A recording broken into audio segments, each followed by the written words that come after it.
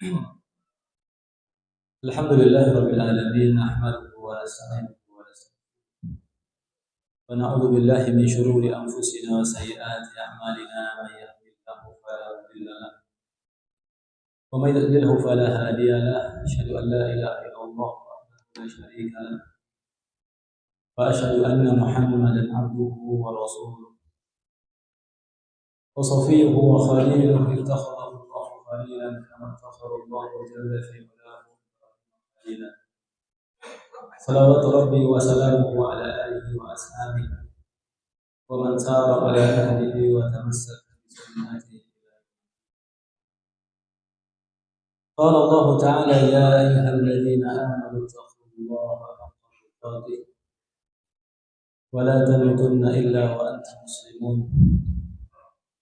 جعلني الله وإياكم تحت قوله سبحانه جل وعلا: يا أيتها النفس المطمئنة ارجعي إلى ربك راضية مرضية فادخلي في عبادي وادخلي جنتي.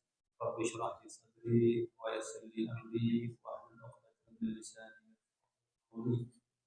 اللهم إنا نسألك علما نافعا ورزقا طيبا وعملا آمين يا رب العالمين. Ma'asyiral muslimin wal muslimat, para hadirin jamaah salat Isya, Bapak Ibu-ibu, ikhwan wal akhwat, yang semoga semua kita senantiasa dirahmati oleh Allah. Amin ya rabbal alamin. Alhamdulillah, sama-sama kita bersyukur di awal majelis kita atas segala nikmat dan karunia-Nya yang tidak pernah terhingga. Alhamdulillah, sampai hari ini kita masih bisa merasakan nikmat. Alhamdulillah, pada saat ini kita masih diberikan kesempatan oleh Allah untuk berkumpul di majelis ilmu.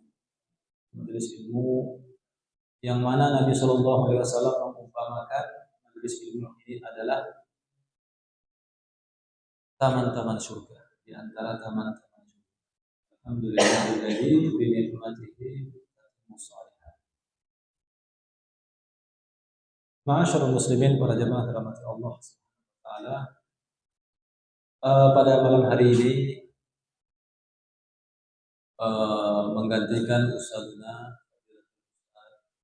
Abu Hurairah hafizahullah taala, berhubung beliau karena ada agenda. Jadi malam ini kita insyaallah membahas tematik, Pak, ya. Biasanya Ustadz bahas kitab Riyadhus Shalihin. Jadi tema kita malam hari ini kita ingin membahas tentang masalah takdir. Masalah takdir. Sebagaimana yang kita ketahui bersama, Bapak Ibu dirahmati Allah, bahwa beriman kepada takdir ini salah satu rukun iman. Salah satu rukun iman yang wajib diimani. Allah semua kita paham, ya. Tentu ini adalah pembahasan penting. Kata para ulama, kalau seandainya ada seorang muslim yang dia mengingkari takdir, tidak beriman kepada takdir, satu saja tidak beriman kepada takdir, itu sama saja dia dianggap tidak beriman sama sekali. Artinya rukun iman yang lain, sekalipun dia beriman kepada yang 5, iman kepada Allah, iman kepada yang kedua apa, Pak? Satu, beriman kepada Allah, rukun iman yang pertama. Rukun iman yang kedua, beriman kepada malaikat. Yang ketiga, beriman kepada kitab dulu, ya. Yang keempat, beriman kepada Rasul. Karena Rasul ini kitab ini kan nisbatnya langsung ke Allah. Kemudian beriman kepada hari akhir, dan yang terakhir beriman kepada takdir.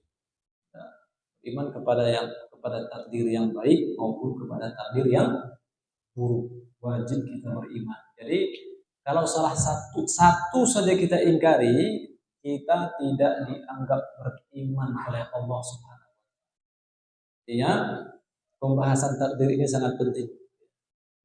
Pembahasan takdir ini pembahasan penting yang semoga pemahaman kita terutama dalam bab akidah dan iman ini semakin diberi petunjuk oleh Allah, semakin kokoh imannya. Amin ya rabbal alamin.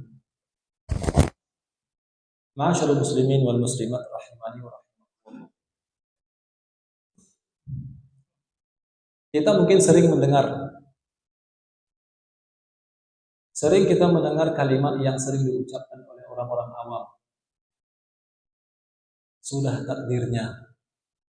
Sebagian ada yang mengatakan ini sudah ketentuan yang di atas. Kan gitu kan istilah-istilah.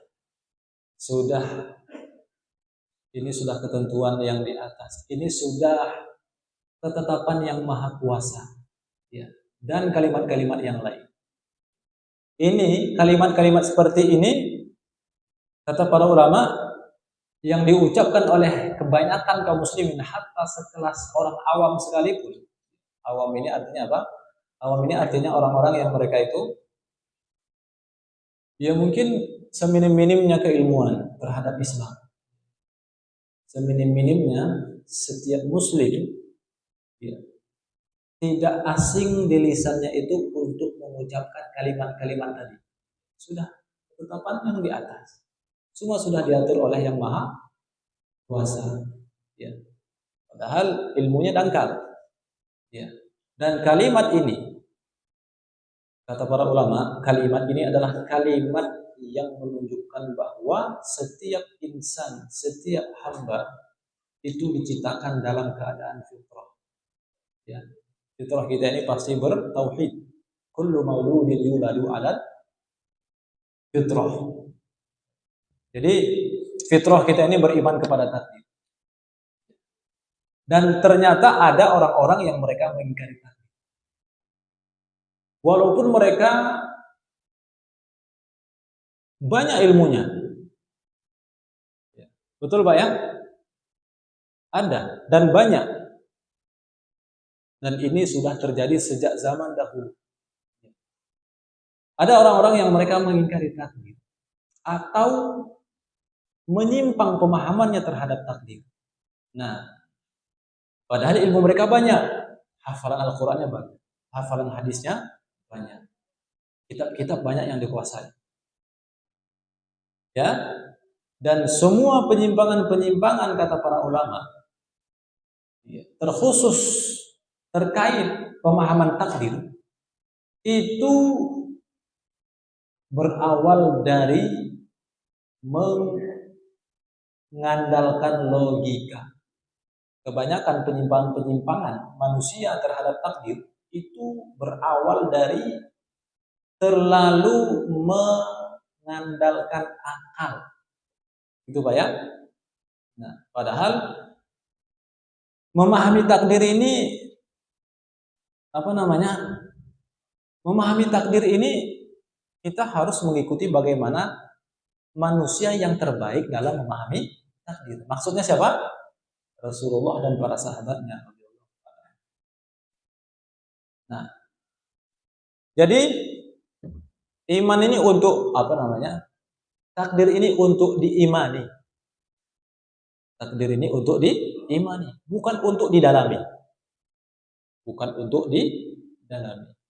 Nah, jadi kalau takdir ini terlalu didalami, diselami, pakai akal, ya, semakin jenius seseorang yang kemudian dia semakin dia paksakan mendalam-dalami takdir, insya Allah pasti sesat.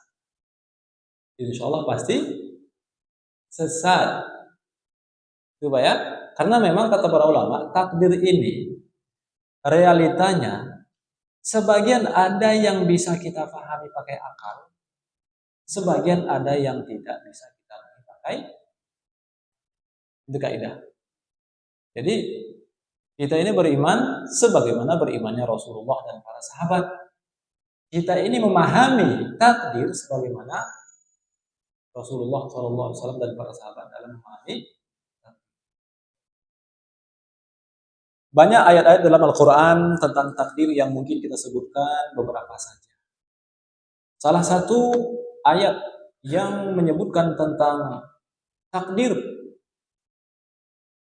yaitu surat Yasin. Ayatnya masyhur. Insyaallah sering kita dengar. A'udzubillahi minasyaitonirrajim. Surat Yasin ayat 12. Wa kulla syai'in ahsaynahu fi imamin mubin. Ini sering dibaca Pak ya? Sering dibaca ya? Kapan bacanya?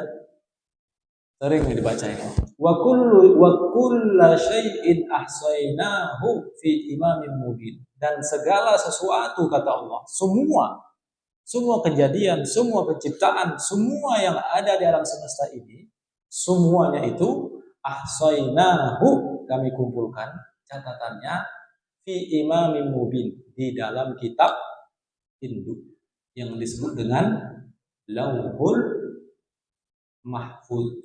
Jadi semua penciptaan alam semesta ini dan kejadian yang terjadi dari awal makhluk penciptaan ini, semua yang bergerak, yang Allah ciptakan, semua makhluk. Makhluk itu apa saja Pak? Apa yang dimaksud dengan makhluk?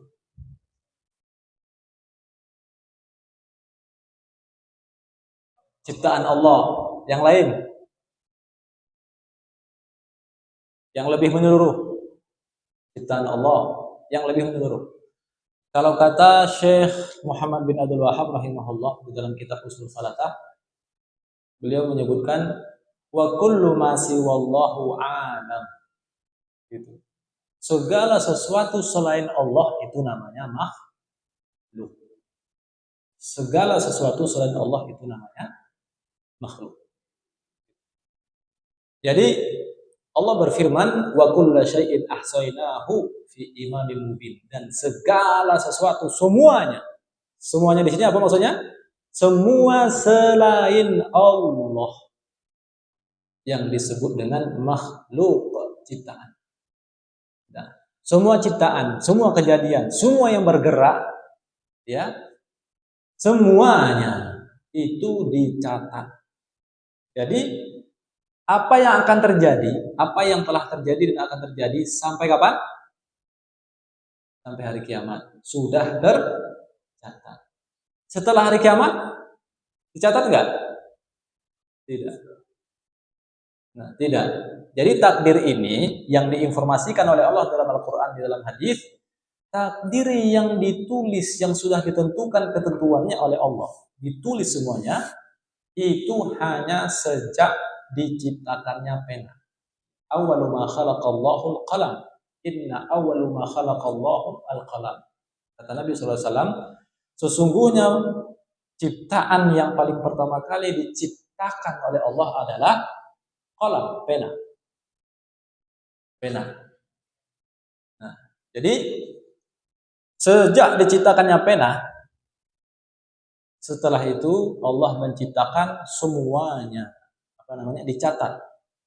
dicatat semua yang akan diciptakan oleh Allah, yang akan terjadi sampai hari kiamat. Inna kulla syai'in khalaqnahu biqadar.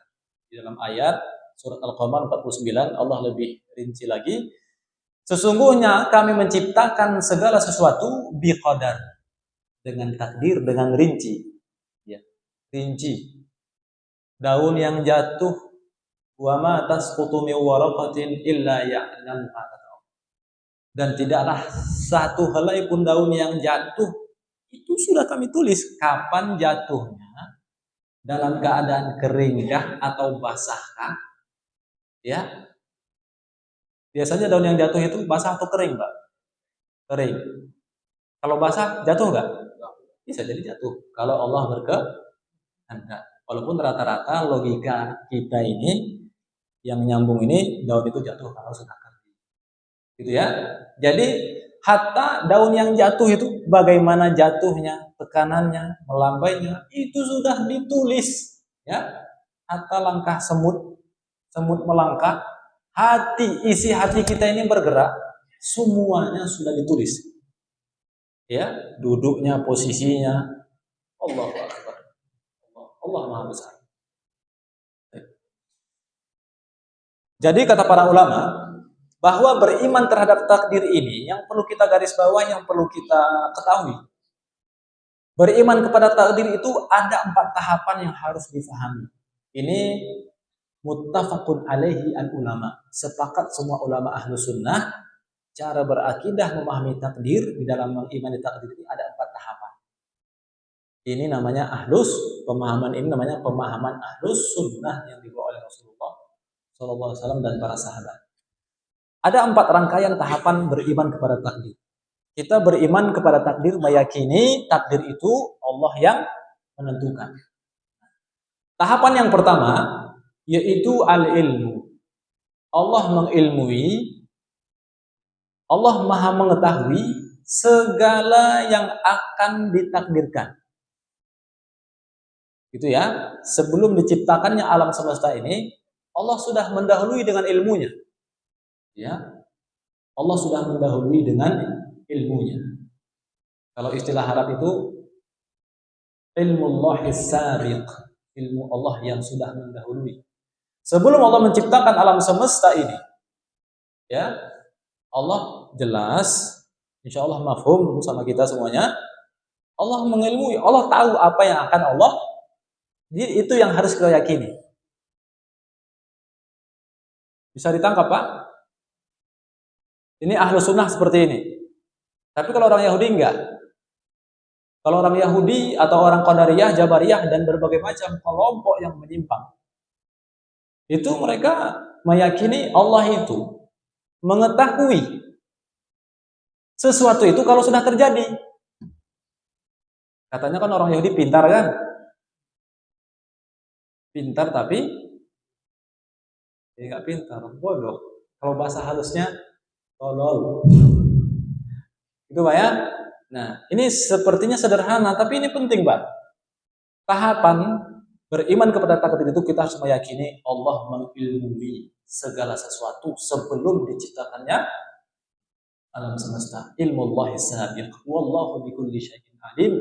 Sesungguhnya ilmu Allah itu meliputi segala sesuatu. Ilmu Allah sangat luas.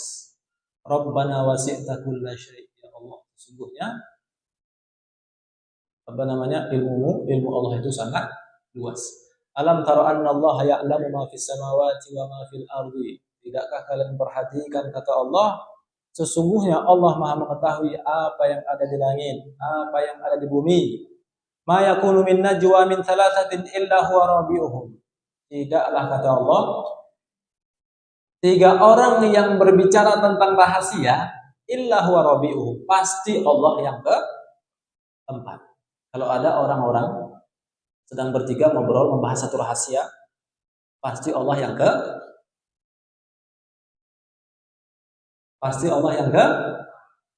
menyimak. Wala khamsatin illa huwa sadisuhum. Tidaklah ada 5 orang sedang membahas satu rahasia illa huwa sadisuhum, pasti Allah yang ke-6. Wala adna min dzalika wala aktsar, atau lebih dari itu atau kurang dari itu, illa wa huwa ma'ahum, pasti Allah bersama mereka. Allah tahu apa yang mereka diskusikan, apa yang mereka bicarakan, rahasia apa yang mereka bicarakan. Tsumma yunabbiuhum bima amilu yaumal qiyamah. Nanti di akhirat kata Allah, Allah akan mengabarkan kepada seluruh umat manusia, akan menampakkan di hadapan seluruh umat manusia dari kiamat apa yang sudah mereka lakukan. Semua perbuatan kita ini, baik itu perbuatan yang dilakukan oleh anggota badan maupun yang dilakukan oleh isi hati kita ini, amalan batin ini, Allah nampakkan. Innallaha bikulli syai'in alim. Allah Maha mengetahui segala sesuatu. Jadi yang pertama Bapak, tahapan yang pertama al-ilmu. Allah Maha mengetahui segalanya. Jadi ilmu Allah ini juga masih dibagi lagi, dirinci lagi kata para ulama. Ilmu Allah itu mencakupi 4 hal. Ilmu Allah mencakupi 4 hal, dan keempat-empatnya Allah mengetahuinya dengan rinci. Apa itu? Allah Maha mengetahui segala sesuatu yang telah terjadi. Yang kedua, satu. Yang kedua, Allah Maha mengetahui segala sesuatu yang sedang terjadi.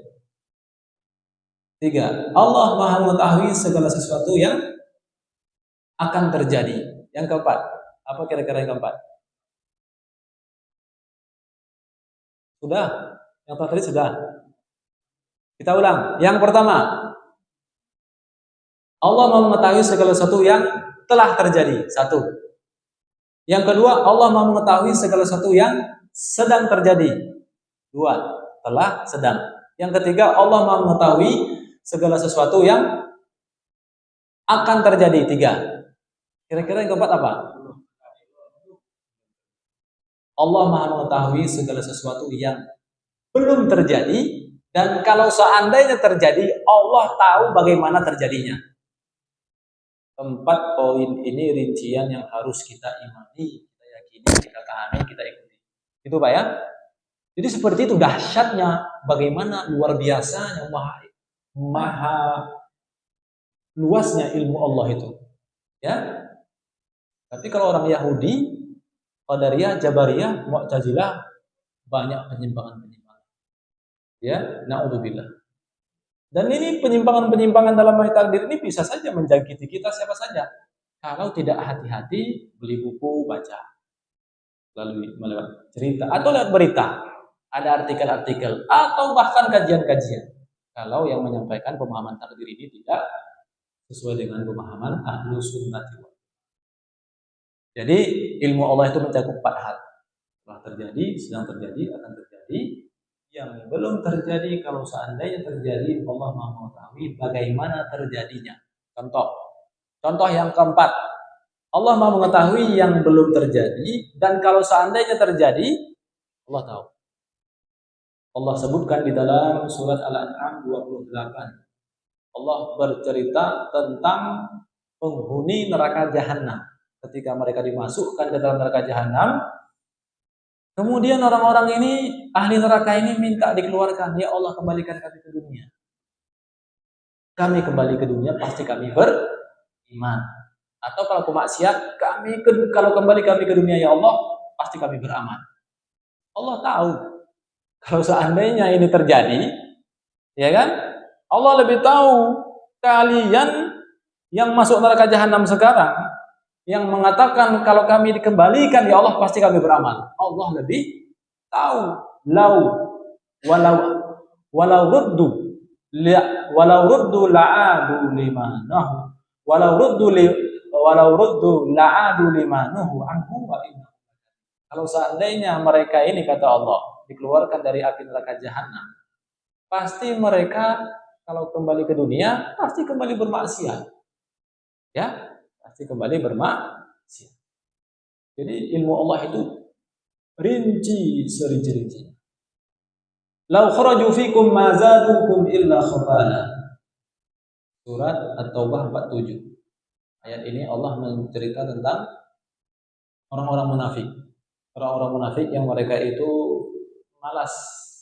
Maksudnya berat untuk terlibat dalam jihad. Ya kan? Kalaupun terlibat ya malas-malasan. Maksudnya ya buat kacau barisan kan?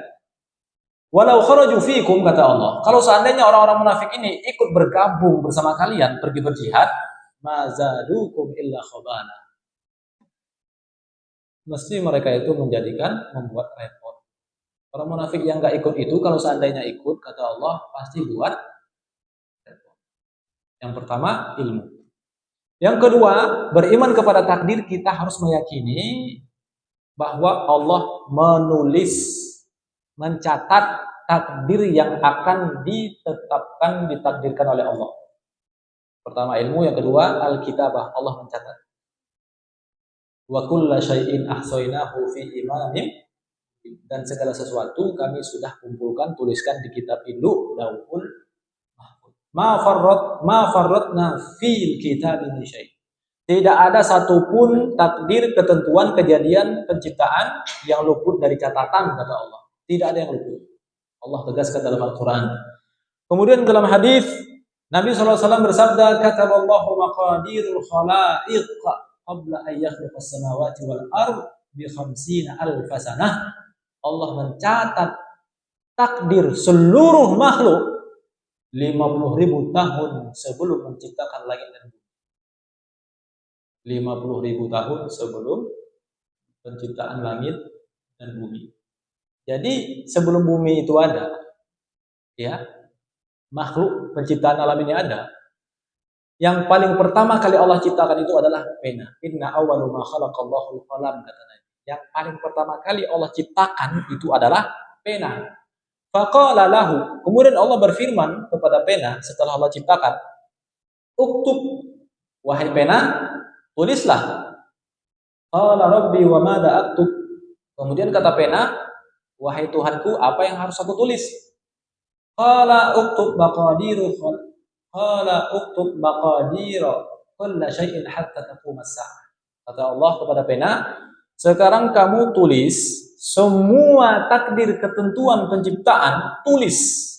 Sebelum diciptakan oleh Allah, ditulis dulu nih apa yang akan aku ciptakan. Tulis semuanya wahai pena hatta taqum as-sa'ah. Semua kejadian, semua penciptaan, semua ketentuan itu sampai hari kiamat. Ini tahapan yang kedua. Allah Maha mengetahui apa yang akan dia perbuat, apa yang akan dia takdirkan. Yang kedua, Allah tulis semua kejadian. Itu pun kata Nabi, Allah menciptakan alam semesta ini yang sebelumnya dicatat, ya, 50.000 tahun setelah ditulis sama pena takdir tadi, 50.000 tahun kemudian barulah takdir itu dieksekusi oleh Allah, diciptakan. Jadi nggak langsung ada, dicatat dulu. Ya, rufi'atil aqlam. Setelah pena tadi menulis semua apa yang Allah takdirkan, dan pena itu diangkat, kata Nabi, rufi'atil aqlam wa jaffatis suhuf. Pena itu diangkat, selesai pencatatannya, semua takdir alam semesta ini sampai kiamat. Wa jaffatis suhuf, dan tinta pun kering. Artinya takdir Allah yang ditulis oleh pena tidak akan pernah berubah sampai hari kiamat. Coba ya, semua kejadian dengan rincinya dicatat. Tidak ada yang luput dari ilmu Allah. Tidak ada yang luput. Termasuk semua kita ini, semua kita manusia, si fulan ini nanti masuk neraka. Semua ini, si fulan ini nanti masuk surga. Si fulan ini kekal di surga. Si fulan kekal di neraka. Si fulan ini masuk neraka, mampir dulu sekian ratus tahun, setelah dibersihkan kemudian masuk ke dalam surga. Semuanya sudah ditulis. Bisa dipahami, Bapak? Bisa ya? Jadi harta di mana kita nanti itu sudah ditulis sama Allah. Al-Kitabah. Ini rangkaian iman kepada takdir itu kita harus paham ini. Kita harus meyakini ini. Karena Nabi yang sebutkan di dalam hadis dan Allah sebutkan di dalam Quran. Nah, yang dicatat pena sampai hari kiamat nanti itu terkait takdir ciptaan Allah. Terkait makhluk yang diciptakan oleh Allah. Semua yang ditulis oleh takdir, yang ditulis oleh pena itu bukan semua ilmu yang Allah miliki, bukan. Itu hanya sebagian ilmu yang Allah miliki. Hanya terkait takdir. Ya, pena ini bukan menulis semua ilmu Allah. Karena ilmu Allah itu luas, tidak terbatas. Ya, pena ini hanya menulis takdir yang diciptakan sampai hari kiamat. Sebelum diciptakannya pena, itu ilmu Allah lebih luas. Ya, ilmu Allah lebih luas. Dan takdir pun yang tulis oleh pena, catatan yang tulis pena itu, tidak ada satupun makhluk yang mengetahui takdir ini kecuali Allah. La malakun muqarrab wa la nabiyyun mursal. Ya, kata Syekh Muhammad bin Abdul Wahhab rahimahullah, takdir itu adalah rahasia Allah. Tidak ada satupun makhluk yang tahu, la malaikat wala nabi. Tidak malaikat, tidak pula Nabi. Yang ketiga, al-masyiah. Kehendak. Setelah Allah mengilmui, kemudian mencatat, kemudian berkehendak. Ya. Dengan Allah berkehendak, ya, Allah itu menciptakan apapun, apa namanya? Setelah Allah tulis takdir tadi, semua terjadi kalau Allah berkehendak. Semua terjadi kalau Allah berkehendak. Innama amruhu idza arada syai'an an yaqula lahu kun fayakun. Jadi segala perkara, setiap perkara itu kalau Allah sudah berkehendak, fayaqulu lahu kun fayakun, pasti terjadi. Jadi semua takdir yang baik, semua takdir yang buruk itu semuanya atas kehendak Allah. Pertanyaan Bapak. Pertanyaan, apakah Allah menghendaki yang buruk? Apakah Allah menginginkan keburukan? Apa? Tidak. Yang jawab tidak, yang jawab iya. Apakah Allah menghendaki keburukan? Jawabannya iya. Nah, kita pelan-pelan biar nggak nyasar. Jadi para ulama akidah membuat dua macam bagian yang harus kita pahami. Terkait kehendak Allah itu ada dua, Pak. Yang pertama namanya murad dan lidzati. Allah berkehendak tentang sesuatu secara langsung, gitu loh. Ya. Allah menginginkan sesuatu itu secara langsung, gitu loh. Gitu ya. Artinya Allah menginginkan kebaikan secara langsung. Contoh, Allah menciptakan semua yang baik-baik. Allah menciptakan malaikat Jibril, Nabi Muhammad, orang-orang soleh, semua kejadian baik. Itu secara langsung Allah ciptakan. Memang itulah secara langsung yang Allah inginkan. Yang kedua namanya muradan li ghairi. Allah sesuatu yang dikehendaki oleh Allah karena ada sesuatu kebaikan di baliknya. Muradan li ghairi, Allah menginginkan ya kebaikan di balik sesuatu itu. Artinya Allah melakukan sesuatu keburukan, pasti di balik keburukan itu ada kebaikan. Itu Pak ya. Jadi adanya takdir baik dan takdir buruk, setiap kebaikan itu pasti dinisbatkan kepada Allah. Tapi setiap keburukan tidak bisa dinisbatkan kepada Allah, justru dinisbatkan kepada siapa? Makhluk. Allah menciptakan iblis, Allah menciptakan Abu Jahal, Allah menciptakan Firaun. Ya, keburukan itu ada pada makhluknya, tapi justru kebaikan itu kembali kepada Allah. Bisa ditangkap belum ya? Pusing? Bingung? Prinsipnya, semua yang diciptakan oleh Allah itu pasti baik. Baik itu takdir baiknya maupun takdir buruknya. Ya kan? Tadi kaidahnya apa? Takdir itu rahasia Allah. Al-qadaru sirrullahul maktum. Kata para ulama, kata Nabi SAW, takdir itu adalah rahasia Allah yang tersembunyi. Dan semua yang ditakdirkan oleh Allah pasti baik. Itu Pak ya? Pasti baik. Jadi takdir baik dan takdir buruk pasti semuanya baik. Baik takdir baiknya maupun takdir buruknya. Nah, takdir ini ada yang masuk akal tadi yang kita katakan. Ada yang masuk akal, ada yang tidak masuk akal. Baik, sekarang yang masuk akal Pak. Contoh, seorang dokter mengamputasi kaki seorang pasien. Kaki orang dipotong, baik atau buruk? Tadi punya kaki, sekarang dipotong, cacat. Kalau dipotong kaki kan buruk pandangannya kan? Kakinya hilang, pincang. Bukan pincang, hilang kakinya kan? Cacat. Buruk kan? Tapi di balik keburukan itu ada kebaikan yang jelas semua kita sepakat. Logika masuk? Logis kan? Nah, ini. Nah, jadi dari permisalan dokter tadi yang mengamputasi kaki pasien, logis, masuk akal kan? Ya kan? Seperti itulah takdir. Yang buruk-buruk itu pasti ada kebaikan di dalamnya. Sebutkan semua yang buruk-buruk. Apa keburukan yang paling besar di muka bumi ini, Pak? Makhluk yang paling buruk apa? Iblis. Allah menciptakan iblis, kata para ulama, ada kebaikan di baliknya yang disebut dengan hikmah. Itu Pak ya? Ada hikmahnya. Apa hikmahnya iblis? Diciptakannya iblis. Apa hikmah?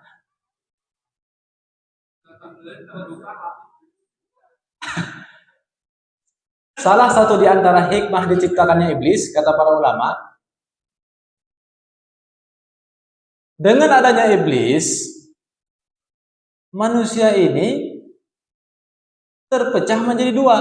Setelah Allah uji, dengan adanya iblis, Allah menguji manusia. Kalau nggak ada iblis, gimana manusia diuji? Dengan adanya iblis, Allah menciptakan surga dan neraka. Dengan adanya iblis, Allah menciptakan Nabi Musa dan Firaun. Dengan adanya iblis, Allah menciptakan Nabi Muhammad dan Abu Jahal. Hikmah Allah. Dengan adanya iblis, Allah menampakkan kasih sayangnya, rahmatnya, surganya kan? Sebagaimana dengan adanya iblis, Allah juga menampakkan kemurkaannya. Innallaha syadidul iqab. Sesungguhnya Allah itu sangat keras siksanya. Bisa dipahami, Pak?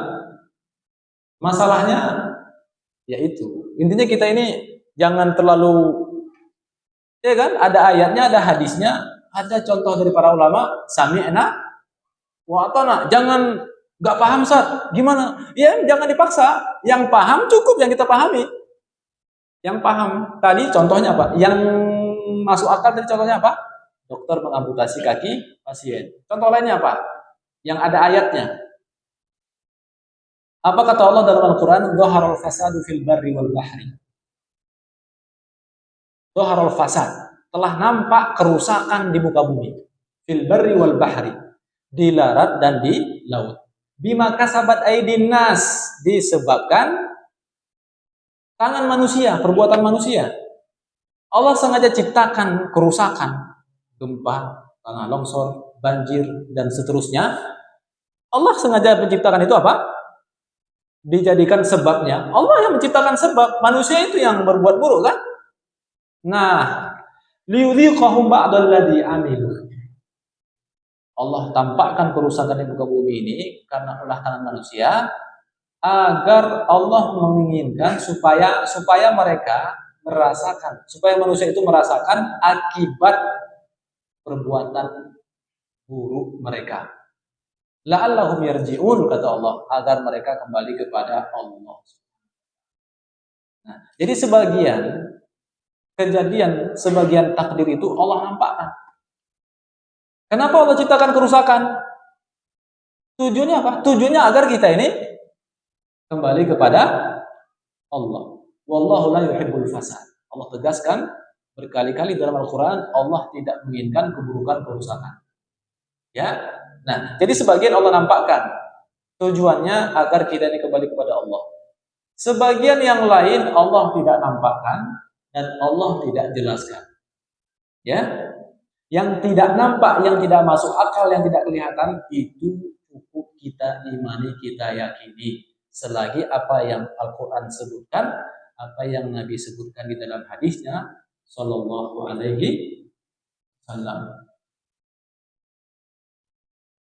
Jadi semua itu pasti ada hikmahnya. Semua yang buruk-buruk pasti ada hikmah di baliknya. Nah, hikmah ini ada yang nampak, ada yang tidak nampak. Yang ketiga tadi apa, Pak? Al-masyiah, kehendak.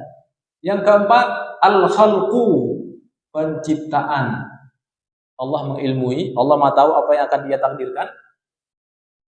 Allah mencatat, ya kan? Jadi takdir itu kata para ulama bisa diistilahkan dengan rancangan perencanaan. Rapi kan? Sebagaimana arsitek insinyur yang bangun rumah, bangun gedung kan, itu kan dirancang dulu kan. Nah, takdir itu seperti itu. Dirancang dulu RAB-nya, rancangan anggaran bangunan. Apalagi anggaran belanja, ukurannya, kapan dimulai kerjanya, kapan target selesainya, kan gitu. Jadi Allah punya rencana ditulis rapi. Manusia juga gitu kan? Bedanya rencana manusia itu banyak kekurangan. Tapi kalau rencana Allah pasti terjadi, tidak akan pernah berubah. Ya, rencana Allah maha sempurna. Jadi kalau Allah sudah punya rencana, kita nggak bisa protes, ya, tidak bisa protes. Jadi jangan sampai seorang hamba itu mencela takdir kalau ternyata dia mendapatkan sesuatu yang menyelisihi keinginan dia. Ya, Allah jadikan kita ini punya kehendak sebagaimana Allah punya kehendak. Kehendak manusia di bawah kehendak Allah. Jadi ilmu, catatan, kehendak, yang keempat penciptaan, eksekusi. Ya, eksekusinya. Inna Allahu khaliqu kulla syai'. Allah menciptakan segala sesuatu. Wa huwa ala kulli syai'in wakil. Dan Allah lah yang memelihara segala sesuatu. Allah berfirman, "Wallahu khalaqakum wa ma ta'malun." Nih, Allah sebutkan di dalam Al-Qur'an surat As-Saffat 96. Wallahu khalaqakum wa ma ta'malun. Allah lah yang menciptakan kamu, wahai manusia, dan Allah lah yang menciptakan apa yang kamu perbuat. Saya ulangi, Pak. Apa itu kata Allah? Allah lah yang menciptakan kalian, sebagaimana Allah juga menciptakan perbuatan kalian. Jadi semua amalan kita ini ternyata itu Allah yang sudah tentukan. Si fulan itu pelaku maksiat. Si fulan itu ahli ibadah. Si fulan kadang-kadang baik, soleh. Si fulan kadang-kadang toleh. Jadi kita bermaksiat itu Allah yang sudah tulis.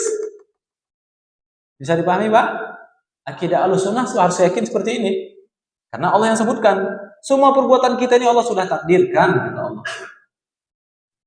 Jadi ternyata gerak-gerik kita ini, apapun perbuatan kita, amalan kita ini, itu ternyata Allah sudah takdirkan.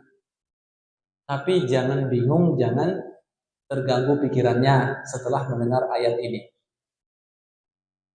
Ada yang mengganjal rasanya, Pak? Kenapa bingung?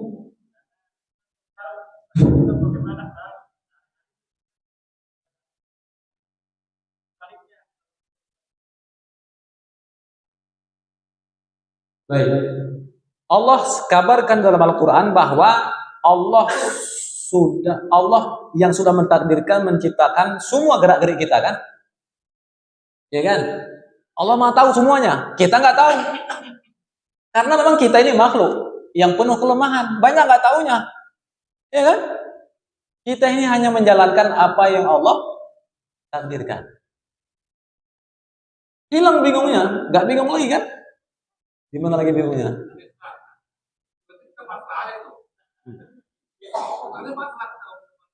Baik, pertanyaan. Kita kikis kebingungan satu-satu.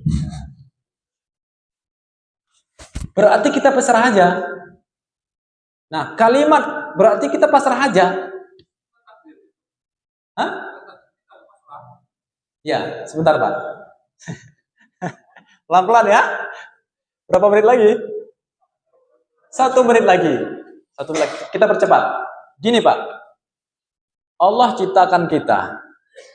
Ya kan? Wa ma khalaqtul jinna wal insa illa. Allah ciptakan kita manusia sebagai manusia, makhluk yang terbaik, yang paling sempurna itu manusia. Mengalahkan malaikat, mengalahkan iblis, apalagi kan? Kenapa? Karena kita punya akal, kita punya syahwat. Ya kan? Dan kita diberi petunjuk, wahyu. Dikirim Rasul sebagai pembimbing kan?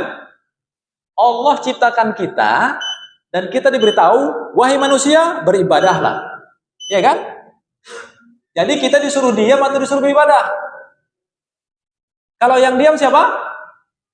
Kalau yang diam ini orang yang menentang Allah dan Rasul. Allah sudah tahu siapa yang dia menentang, siapa yang mau taat. Itu Pak ya? Jadi kalau ada yang berpikiran, enggak, itu wajar. Maksudnya kan kita mencoba untuk memahami nih. Sebenarnya kalau kita ikuti logika kita, dasarnya dalam memahami kaidah takdir ini, dasarnya kita menjalani semua takdir ini, itu Allah sudah tahu nanti di mananya. Kita nggak tahu.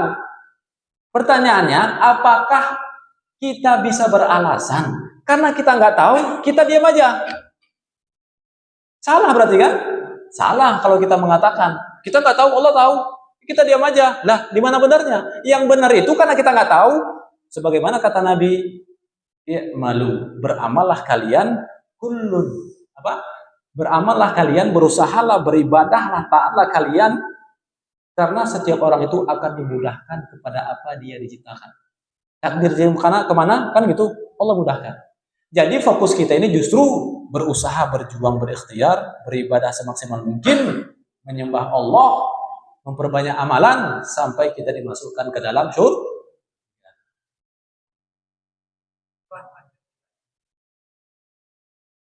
Kalau takdir di Lauhul Mahfud, takdir di catatan pena nggak pernah berubah. Insya Allah nanti pembahasannya masih luas. Ya, tapi ini dasar. Insya Allah paham. Insya Allah mudah. Insya Allah. Tadi insya Allah. Ya. Baik. Mirip dengan kisah seorang pencuri yang dipanggil sama Umar bin Khattab. Datang pencuri, mau dipotong tangannya kan? Ya gimana Pak?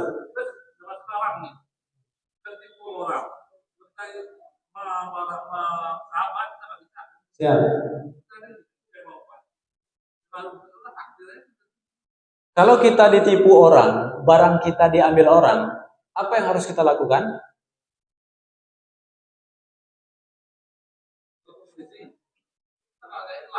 Iya. Jadi kalau ada orang menipu kita atau orang mencuri barang kita, tentu kan kita tangkap, kita ambil. Hah?